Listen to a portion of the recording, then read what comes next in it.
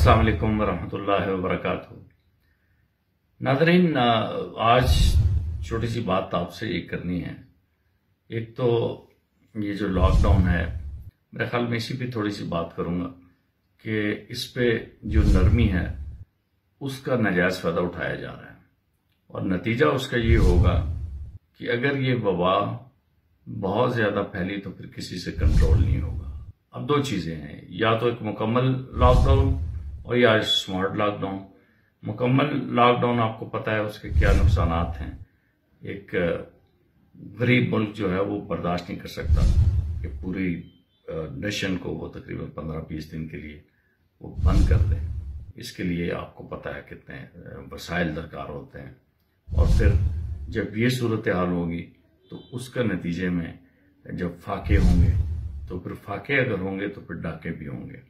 تو قوم کو سمجھ جانا چاہیے، بازاروں میں لوگ ایسے نکل آئے ہیں جیسے وہ کورونا کو مارنے کے لیے نکلے ہوئے ہیں۔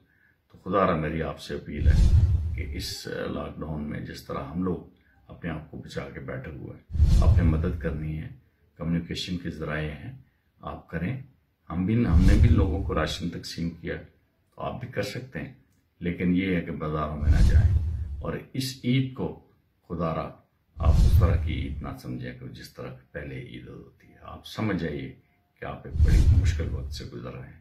اللہ تعالیٰ آپ کو حفظ و امان میں رکھے، خیر سے رہیے گا۔ اللہ پاک نے آپ کو یہ موقع دیا ہے رمضان میں، اب یہ دوسرا عشرہ ختم ہونے کو ہے، اب تیسرا شروع ہو رہا ہے، تو اللہ تعلق آپ جوڑیں اور کورونا سے بچیں۔ میں یہ نہیں کہتا اس سے لڑیں، لیکن اس سے بچیں، اس سے ڈریں۔ تھینک یو ویری مچ، بہت شکریہ۔ اللہ حافظ۔